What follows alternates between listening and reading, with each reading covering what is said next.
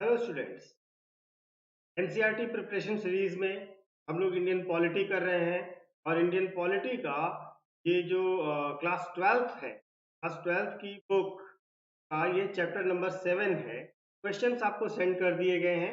ये discussion session है जिसमें हम आपको क्वेश्चंस के आंसर डिस्कस करें।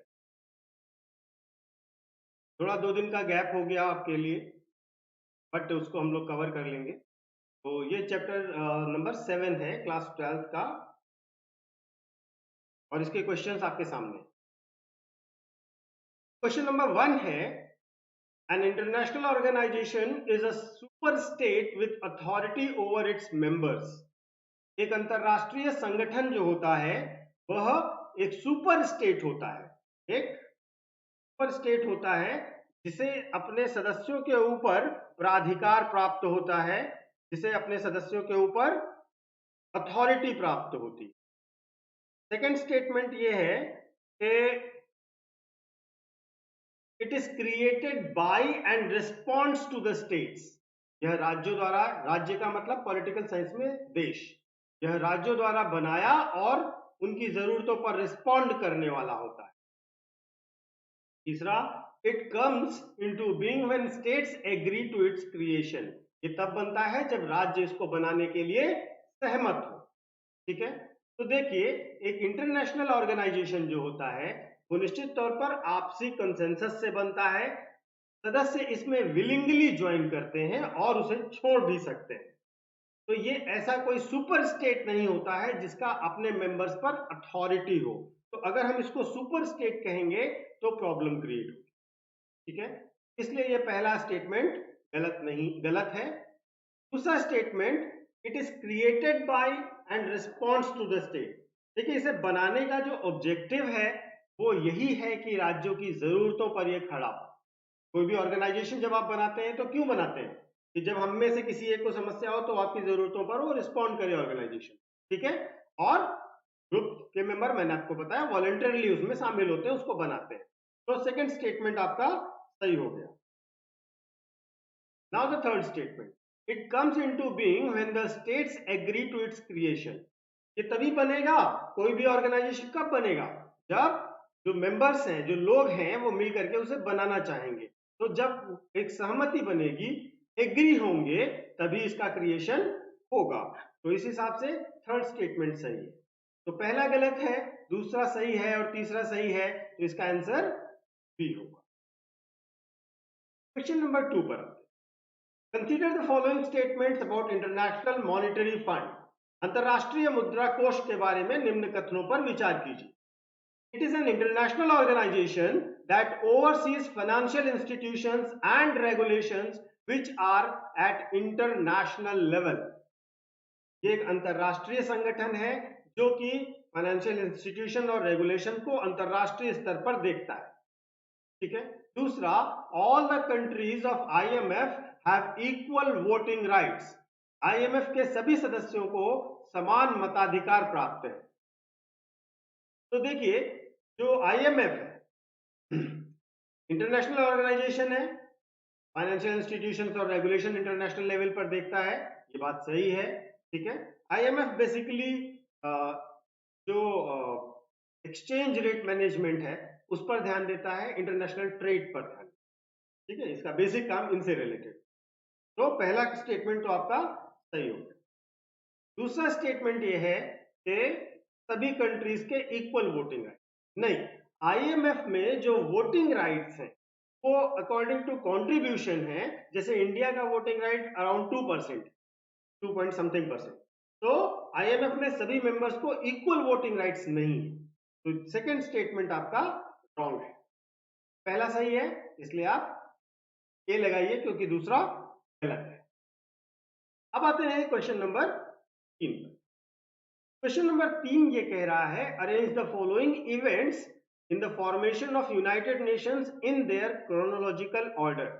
क्रमबद्ध रूप से लगाइए ये जो इवेंट्स हुए यूनाइटेड नेशंस के फॉर्मेशन से पहले। ठीक है, जिनके परिणाम स्वरूप बाद में यूनाइटेड नेशंस का फॉर्मेशन होता है। ठीक है, तो तेहरान कॉन्फ्रेंस है, तेहरान कॉन्फ्रेंस, याल्टा कॉन्फ्रेंस और साइनिंग ऑफ अटलांटिक डिक्लेरेशन। ठीक है, तो ये 3 हैं। देखिए, जो तेहरान कॉन्फ्रेंस, तेहरान कॉन्फ्रेंस होती है 1942 में। तेहरान कॉन्फ्रेंस जो है वो 1942 में होती है। ठीक है,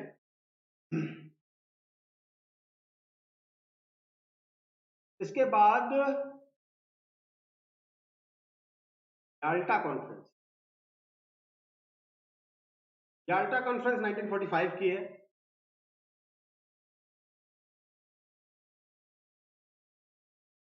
और साइनिंग ऑफ अटलांटिक डिक्लेरेशन, थोड़ा सा मिस्टेक हुआ है, तेहरान कॉन्फ्रेंस है ये आपकी हुई 1940, और अटलांटिक डिक्लेरेशन हुआ था आपका 1942 में, और याल्टा कॉन्फ्रेंस 1945 में। तो अब आप देखिए, इसको ऑर्डर में लगा लीजिए। तो तीसरी वाली पहले हुई है, उसके बाद तेहरान कॉन्फ्रेंस, उसके बाद याल्टा कॉन्फ्रेंस। तो आप इसमें लगाएंगे बी, 1 2। नेक्स्ट क्वेश्चन पे आते हैं। Consider the following statement. The First World War encouraged the world to invest in an international organization to deal with the conflicts. देखिए, फर्स्ट वर्ल्ड वॉर के बाद ये सबको समझ में आ गया कि जो विवाद हैं उनको हल करने के लिए एक इंटरनेशनल ऑर्गेनाइजेशन अगर हो तो बहुत अच्छा रहेगा, और इसी के परिणाम स्वरूप लीग ऑफ नेशंस का गठन किया गया। ठीक है,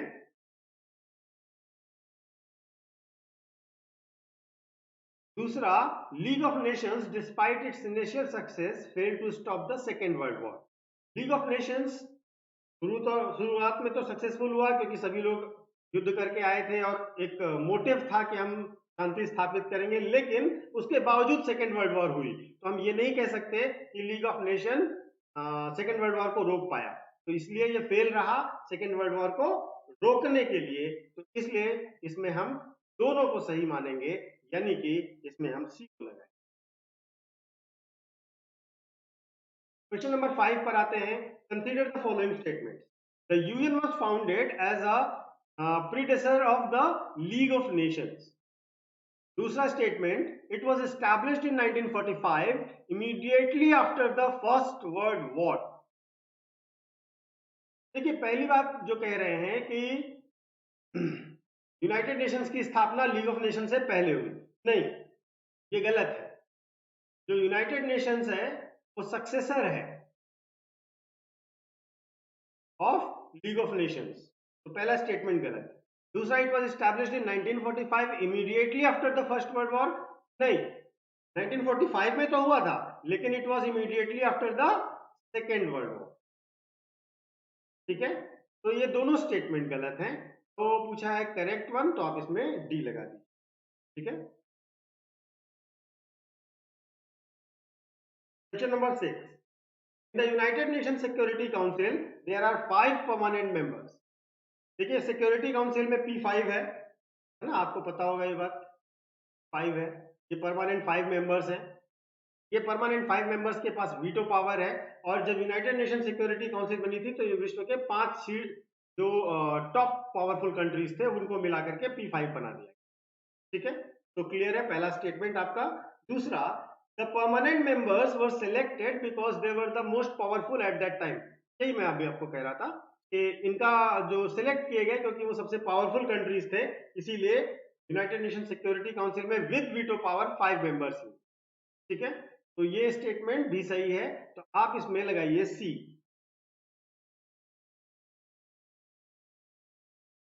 question number 7। Which of the following are part of the complaints included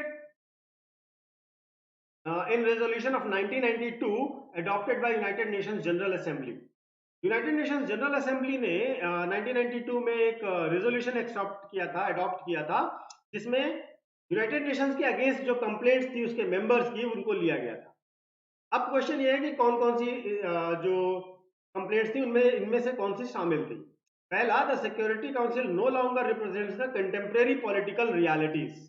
दूसरा, its decisions reflect only Western values and interests and are dominated by few powers. तीसरा, इट लैक्स इक्विटेबल रिप्रेजेंटेशन। देखिए 1992 के रेजोल्यूशन में भारत भी इन शिकायतों का एक हिस्सेदार था, ठीक है। तो पहली बात ये थी कि जब आपने सिक्योरिटी काउंसिल बनाई थी उस समय P5 जरूर इंपॉर्टेंट थे, लेकिन अब वर्ल्ड की डेमोक्रेसी, वर्ल्ड का डेमोग्राफी, वर्ल्ड का पॉलिटिकल सिनेरियो और वर्ल्ड की डिप्लोमेसी सब चेंज हो चुकी है। तो करंट रियलिटीज में ये सबसे अच्छा रिप्रेजेंटेशन सिक्योरिटी काउंसिल में नहीं है। पहला स्टेटमेंट सही।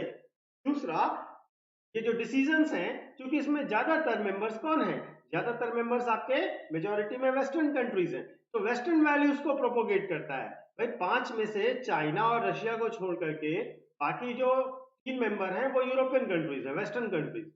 तो उन वैल्यूज और इंटरेस्ट को ज्यादा ही प्रोटेक्शन मिलता है और उन्हीं के प्रोटेक्शन में सारी चीजें अडॉप्ट होती है। तीसरा, it lacks equitable distribution. Yes, पूरी दुनिया का समान रूप से प्रतिनिधित्व तो नहीं है। साउथ अफ्रीका का कोई प्रतिनिधित्व तो नहीं है, बड़ा कॉन्टिनेंट है। साउथ अमेरिका का प्रतिनिधित्व तो नहीं है, इंडिया का प्रतिनिधित्व तो नहीं है, तो ये इक्विटेबल रिप्रेजेंटेशन नहीं करता, ठीक है। तो इस हिसाब से आपसे पूछा गया है कौन सा करेक्ट है, तो सभी करेक्ट हैं, आप इसमें डी लगाइए। Now question number 8, consider the following statements about the world bank. The World Bank was created during the Second World War in 1944. विश्व बैंक की स्थापना 1944 में सेकेंड विश्व युद्ध के दौरान हुई थी, ठीक है। Number 2, it exercises enormous influence on the economic policies of developing countries. देखिए जो विश्व युद्ध के दौरान 1944 में विश्व बैंक की स्थापना की गई, बैंक का नाम international bank for reconstruction and development है, और डेवलपमेंट का मतलब यहां पर newly developed, newly independent economies के डेवलपमेंट से, ठीक है। तो 1944 में इसकी स्थापना हुई थी ब्रिटेन वुड ट्विंस के अंतर्गत।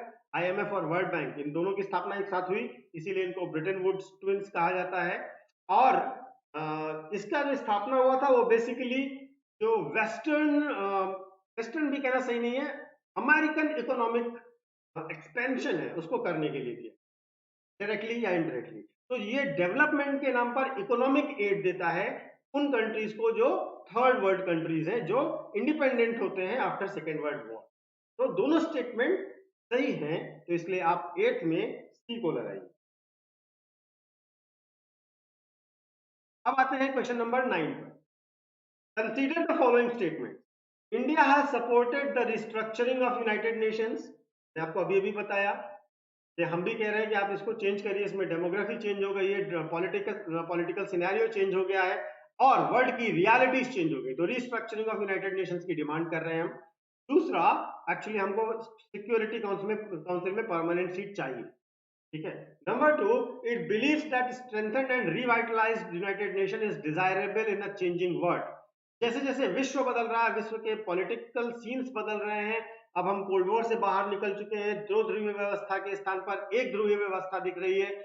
तो ऐसी चेंजिंग वर्ल्ड में हमें यूनाइटेड नेशन में चेंजेस लाने पड़ेंगे, तभी जब एक मजबूत, एक रिप्रेजेंटेटिव यूनाइटेड नेशन होगा, तभी वो रिप्रेजेंट कर पाएगा changing world. India also supports to enhance role of United Nations in promoting development and cooperation among nations. देखिए भारत हमेशा से इन चीजों के लिए सपोर्ट करता रहा है, यूनाइटेड नेशंस में इन चीजों के लिए भी हमेशा से सपोर्ट कर रहा है। तो इसमें सारे सही हैं, तो चूज द करेक्ट वन में आप डी पे लगे। Now last question of the day, consider the following statements about WTO। विश्व व्यापार संगठन के बारे में आपको बताना है। पहला, this organisation was set up in 1955 as a successor of General Agreement on Trade and Tariffs, GATT. GATT के बाद जब गैट खत्म हुआ 1995 में WTO बना, तो गैट का सक्सेसर है ये बात सही है। All decisions of WTO are taken unanimously, WTO के सभी डिसीजन सर्वसहमति से लिए जाते, ये बात तो सही है, ठीक है। तो दोनों स्टेटमेंट सही है, तो इसमें आप सी लगाइए। WTO के डिसीजंस में सारे मेंबर पार्टीज की सहमति होनी जरूरी है। 1995 डंकल प्रस्ताव के अंतर्गत गैट को खत्म करके WTO की स्थापना की गई थी, और इंडिया WTO का फाउंडर मेंबर भी है, ठीक है। तो ये हो गया आपका आज का क्वेश्चन। मुझे लगता है कि आपको ये सारे क्वेश्चन समझ आए होंगे। अगर कोई डाउट हो तो आप कमेंट बॉक्स में कमेंट करके पूछ सकते हैं। किसी भी क्वेश्चन पर कोई भी डाउट हो, कल हम लोग एनसीईआरटी का नेक्स्ट चैप्टर लेंगे, यानी चैप्टर नंबर 8। तो thank you for today. I hope आपकी तैयारी अच्छी चल रही हो और अब अच्छे से आप तैयारी। Thank you so much.